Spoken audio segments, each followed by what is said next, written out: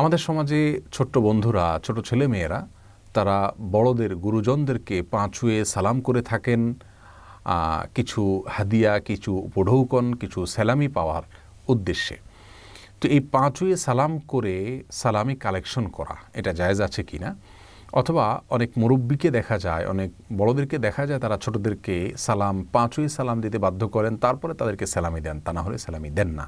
তো এই কাজটা কতটা সঠিক আমরা সে বিষয়ে কথা বলবো। প্রিয় দর্শক, ইসলামে সালাম বলতে যে পরিভাষার কথা বলা হয়েছে, কোরআনে কারিমে রয়েছে পরিভাষার কথা এবং হাদিসেও রয়েছে।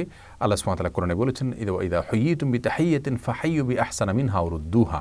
তোমাদেরকে কেউ যদি কোনো অভিবাদন জানায়, সালাম পেশ করে, তাহলে সে যে ভাষায় সালাম পেশ করেছে তুমি সেই ভাষায় তাকে সালাম ফিরিয়ে দাও, জবাব দাও, ফিরতি সালাম দাও, অথবা তার চাইতে বেটার বা তার চাইতে আরও উত্তম শব্দ ব্যবহার করে তাকে সালামের জবাব দাও। রাসূল করিম সাল্লাল্লাহু আলাইহি ওয়াসাল্লাম সালাম দিতে আমাদেরকে নির্দেশ করেছেন।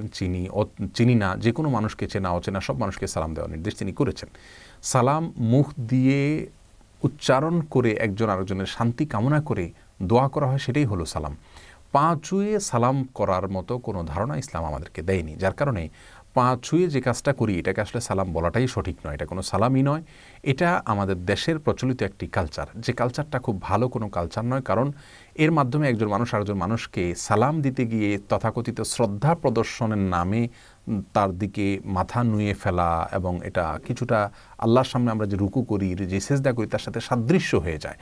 তো কোনো মানুষকে সম্মান দেখাতে গিয়ে আল্লাহর জন্য আমরা যেভাবে সম্মান নিবেদন করি সেইভাবে সম্মান নিবেদন করা, এটা আমাদের তাওহীদের সঙ্গে যায় না। সেই জায়গা থেকে পা ছুঁয়ে সালাম দেওয়া এটা সুন্নাহ বিরোধী কাজ, এটা অনুত্তম কাজ, এটা ভুল কাজ, এটা শিরকের সাথে সাদৃশ্যপূর্ণ কাজ। আমি শিরক সরাসরি বলছি না, শিরকের সাথে সাদৃশ্যপূর্ণ কাজ, বিধায় এটা আমাদের পরিহার করা উচিত। ঈদের সালামি পাওয়ার জন্য, ঈদের জন্য কিছু হাদিয়া উপঢৌকন কালেকশন করার জন্য বাচ্চারা বড়দেরকে সালাম পেশ করলে তারা সালামের জবাব দিবেন, জবাব দিয়ে তাদেরকে কিছু উপঢৌকন দিবেন, এটা আমাদের দেশের একটা কালচার, একটা সংস্কৃতি, কোনদের সাথে কোনো সংঘর্ষের নাই। এটা হতে পারে, কিন্তু পা ছুঁয়ে সালাম করতে হবে, তারপরে দিতে হবে, এই জায়গাটা থেকে আমাদের বেরিয়ে আসা উচিত। বরং মুখে আসসালামু আলাইকুম রহমতুল্লাহ বলল, আমি ওয়ালাইকুম আসসালাম রহমতুল্লাহ বললাম, হাসি মুখে তাকে কিছু উপহার দিলাম, কিছু হাদিয়া পেশ করলাম, এটা হওয়া উচিত।